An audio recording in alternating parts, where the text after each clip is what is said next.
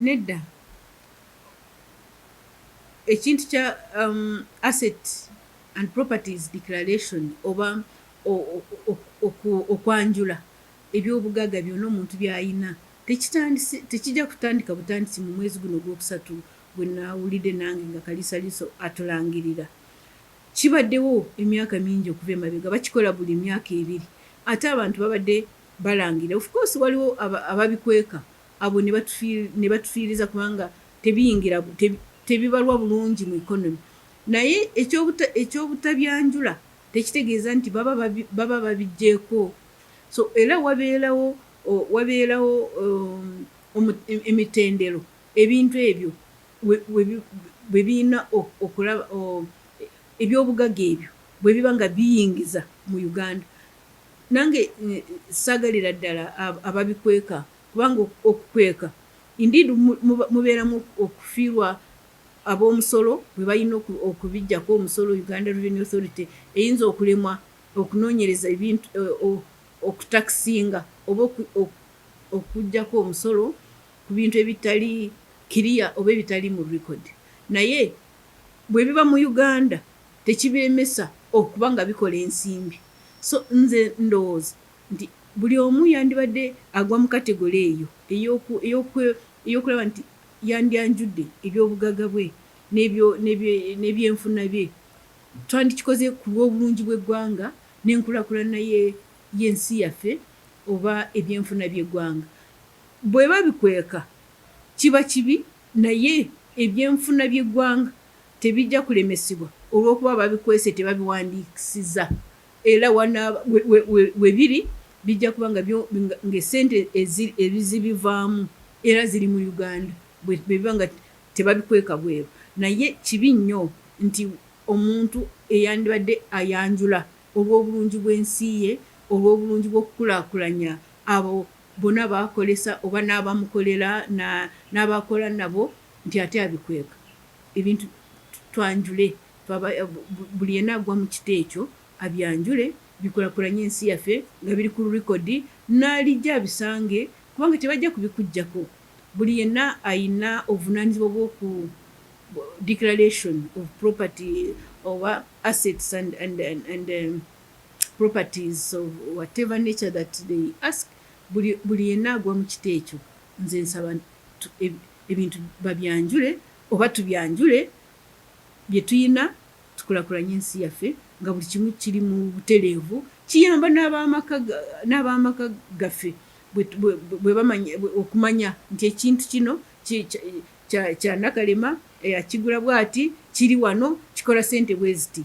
Bw'oliba nga toliko oba bwe ndiba siriiko, abaana n'abazzukulu balimanya we batandikira. Biriyamba n'abalala mu communities mwe biri bajja kumanya nti ebintu by'oli naye bituyambye bwe biti. So tewaliwo kikosa nti olw'okuba obiwandiise asset and properties declaration. Tewaliwo there is no loss, temulimu kufiirwa mu kubyanjula. Nze nsaba abantu babyanjule kubanga bwe biba bibyo byanjule. Of course ndowooza abatayagala kubyanjula lwakuba baabifuna mu makubo amabi, baabifuna oba mu bubbi oba mu kubulankanya abalala. Naye oba ebintu already biri mu mannya go, biri mu baana bo, biri mu mannya gaabo bonna bakukutteko, babyanjule biyambe enkulaakulana y'eggwanga. Gavumenti etaddewo buli efforts nkiyite ki buli magezi oba buli etaddewo offices nnyingi okulwanyisa obubbi n'obulyake n'obuli bw'enguzi. Olaba gavumenti ya NRM, nze ng'omusirikale sikkirizibwa nno okwogera ku political parties, naye tetujja kugamba nti olw'okuba tuli basirikale tetujja kwogera ku gavumenti eri mu buyinza. So gavumenti eno ye yateekako office ya Auditor General n'eteeka ng'eyitidde mu Parliament. Office ya Auditor General yayitibwa mu parliamentary the Act of Parliament, n'eteekako office ennyini gy'ombuuziza eyanoonyereza office ya IGG Kaliso naye yali act of parliament era nga nayo yaleetebwa gavumenti eno, neteekako office ya DPP Director of Public Prosecutions, negenda mu maaso president waffe ate command in chief of the armed forces retired General Yoweri Kaguta Museveni nateekako n'obubondo obulala oba offices endala units ez'okulwanyisa obulyake n'obuli bw'enguzi nga State House Anti-Corruption Unit gye nafuna omukisa okubeera pioneer oba omu mu baagitandika okugitandika nga esooka ogikolera. Tulwanyisiza obulyake n'obuli bw'enguzi naye ekyetaagisa kati eriya kyeŋŋamba bonna abatulaba n'abatuwuliriza kiri nti buli munansi agezeeko kyonna kyasobola okulwanyisa obulyake n'obuli bw'enguzi n'obubbi bwa buli ngeri nga tutandikira mu maka gaffe, kubanga esente ezo Kaliso zanoonyereza n'asanga ezibbibwa tezibbibwa ab'ebweru, zibbibwa bannayuganda betuzaala oba betuzaalibwa nabo oba baatuzaala nabo waliwo so abannansi tulina okukwatira awamu ne tulwanyisa obulyake buno mu maka mwe tukuliza abaana tubateekemu okugaana ekibi, okugaana enguzi, okugaana obulyake bwa buli ngeri, tubayigirize nti bw'oba otuta ekyotokoleranga obwo bwe bubbi bwennyini. Bw'oba osuubira nti ojja kugenda mu office ya gavumenti resources oba ssente ze bakuwadde ez'okukola office eb'emirimu gy'eggwanga ozikwata olw'okuba gwe accounting officer, gwe muwanisi w'enkalakalira, ozidiverting oba ozikyamye ozitwale mu bibyo personal interests, ffe tuba tuzze ensi yaffe emabega. Ekyo essente ezo z'otute gwe kinoomu n'ozeekolesezamu ebibyo eby'obugagga n'ozigyamu eby'obugagga bwo n'ab'amaka go, oba oliawo ze zandibadde zikola enguuto eyo gy'onoofunirako accident, God forbid, siisaba nti abantu bafune accident n'obwe baba nga babi, okufa teri asabira muno okufa, obwo tebuba buntu, naye accidents zino eziri ku enguuto ezakolebwa eza shode works, enguuto ezakolebwa obubi olw'okuba abaabirimu baali enguzi, amalwaliro gano agazimbibwa obulungi naye amaddagala ne gabbibwa abo abandi badde bagaweereza abalwadde ne bagaba ne bagatunda. Ebyo byonna bikolwa baana baffe, bikolwa ffe bennyinaze ne baganda baffe, bikolwa ffe ffennyini Abannayuganda. Tubirwanyise buli wamu we tuli. Atasobola okukwata omubbi oba okumulemesa, kale awaabe mu ezo ofiisi zonna ze njogeddeko, buli omu afune obuvunaanyizibwa, abeere n'obuvunaanyizibwa okulemesa ekibi, okulemesa obubbi, okulemesa enguzi. Tugaane okuwa enguzi, buli omu agaane okuwa enguzi. Bwe Bannayuganda bw'oba towaddeeyo nguzi n'oli agikwata nga tagisabye, enguzi ejja kuvaawo. Essente ze tukola mu Uganda muno eziba mu birime byaffe, mu kulunda kwaffe, mu busuubuzi bw'ebyaffe, Buy Uganda, Build Uganda, bubu, mazima zandibadde zitumalirira bulungi nnyo. Naye nakyo kikyali nti wakati y'obubbi, wakati y'ebyo byonna ebitagenda obulungi, again economy, ebyenfuna by'eggwanga lyaffe bigenze byeyongera mu maaso. So singa tulwanyisa obulyake buno ne tubumalako, mazima Uganda twandibadde mu nsi zino ezaakulakula nedda, oba twandibadde tuzijoyininga, naffe twandibadde tuyingidde mu first class, tuvudde mu middle class, kubanga middle class kati mwetugwa, twandibadde tuyiseewo. So nze nsaba buli munansi waali tubeeko kye tukola ekyongera omutindo, ate tugaane, tulemese, tulwanyise ababbi n'abalyake. Bamusigansimbi bakyali bangi abawaaba emisango y'okubbibwa, emisango y'oku diverting, y'okubakyamya mu ebyandibadde bibaleese okukola ne beesanga ng'ensimbi zaabwe ziweddeko mu ba middle men and middle women. So emisango ekyali mingi, naye bwe twalaba nga emisango mingi yali ekwatagana n'okuyita bamusigansimbi nga abafere oba ababbi abantu abali corrupt nga bayitira mu mikutu egimu nga gya gavumenti ne bawandiikira bamusigansimbi ne babalaga nti bitongole bya gavumenti naye nga bo babbi naye bafere bufere. So bwe twamanya ekyo nga tufunye amagezi okuva mu ba investors abamu ali very successful oba yamala dda okutereeza ebyobusuubuzi ng'ayitira ku mikutu electronic entrepreneurship, obusuubuzi bw'okukozesa emikutu gya tekinologiya. Yatuwa amagezi nti tusobola okukwata emikutu gya gavumenti, government agencies, ministries and departments ne tugiteeka ku platform emu ne tuba nga ffenna abali ku mukutu ogwo nga Investors Protection Unit omulimu gwayo gwe wakulaba nti buli musigansimbi yenna ow'omunda muno mu ggwanga lyaffe Uganda n'ava ebweru oba n'ayagala okujja nga tannajja a logging in protection.statehouseinvest.go.ug. ogwo mukutu gwe tuyita Uganda's Electronic Investors Protection Portal. Omukutu ogwo twakafunirako concerns oba concerns nkiyite ki kubanga si complaints zokka, mubaamu ababuuza ntandikirawa, mubaamu abeebaza nti najja mu Uganda nenkolwako obulungi ne Uganda nsi nnungi. So twakafuna concerns eziyita mu 13 mu mwaka ogumu gwe twakamala. Tugenze mu mwaka gumu n'emyezi 3 oba 4 nga twakatandika ffe Investors Protection Unit kubanga President yagiteekako nga yagirangirira nga 1/5/2023 ne tutandika emirimu gyaffe nga 26 omwezi ogw'omusanvu 2023 nga December 13 2023 President n'alonkinga omukutu banayanjula omukutu ogwa Uganda's Electronic Investors Protection Portal. Omukutu ogwo guliko emikutu gyonna kyeguva guyitibwa portal gukwataganya emikutu yonna, interlinking most of the websites including the one-stop center of Uganda Investment Authority. Byonna obisanga ku mukutu ogwo. Kati ekyo kiyamba bamusigansimbi okusooka ne bakola kye tuyita due diligence.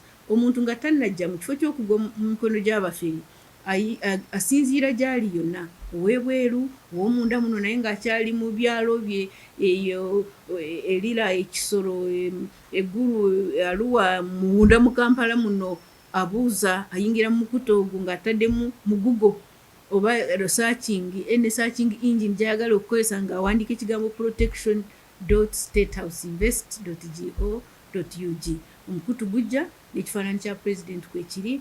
Eriya gwendooza twagukulaga nakati tusobola gukulaga ne muguyigiriza abantu. Actually nawaddeyo akalango nkimanyi my young brother Honorable Moses Balyeku ajja kukkiriza akalango twabitandika wamu anyway kalwaninge kayigiriza abantu omukutu bakole due diligence naye n'ebitongole byonna ebirina obuvunaanyizibwa kukwaniriza okuwabula n'okukuuma bamusigansimbi mu layini ennungi eyokulaba nga ensimbi zayagala okusiga mu Uganda's investment sector tezibbibwa, tezitakeerezebwa kubanga omukutu ogwo gwakulwanyisa unnecessary delays.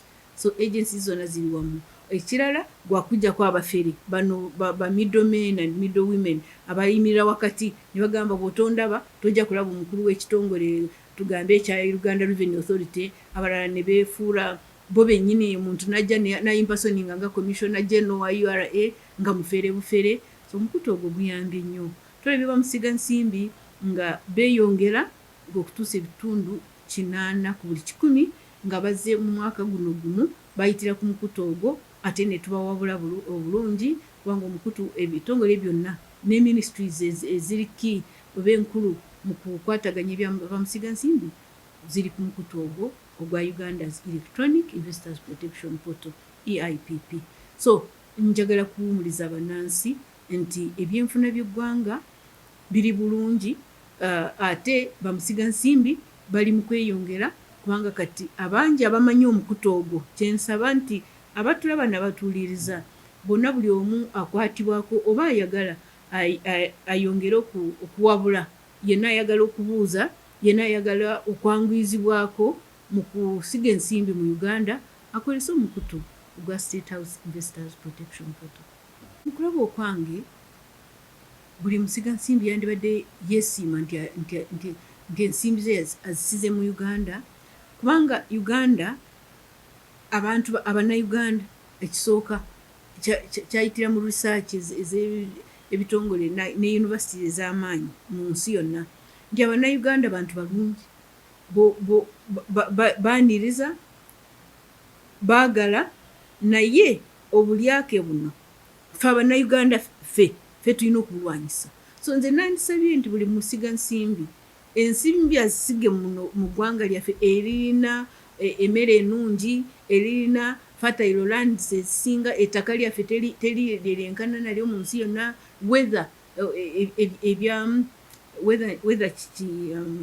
ebyobudde bwebudde, embeera y'obudde ennungi nnyo. So mu kifo ky'okuddusa ebyobusuubuzi properties ne babitwala ebweru, abaana baabwe tebalifunayo butuuze. Abamu basobola maybe abagaga ennyo basobola okugula obutuuze, naye buba bwakugula sente nnyingi. Ate singa ebyenfuna byabwe babiteeka wano mu Uganda, n'abaana baabwe bajja kuba bulungi, bafune ekitiibwa mu nsi yaabwe, nti abazadde ne bajjajja baffe, bataata ne bamaama batukoledde ebintu biri mu ggwanga, n'abaana n'abazzukulu bali bisanga. So nze nsaba nti abantu baleme okuddusa ebintu okubitwala ebweru, kubanga baba bakulakulanya ensi ez'ebweru ng'eyaabwe balinga abajibba. Akitali kuba kubba ensi yo, bw'otwala eby'obugagga ng'obijje wano n'obitwala ebweru, bwo nabwo bubbi, mu ngeri endala buba bubbi bwennyini, nti ebintu obikoledde wano mu kifo ky'okukulaakulanya ensi mw'obikoledde, ate obibbi obitute bweru. Ekyo kibi nnyo.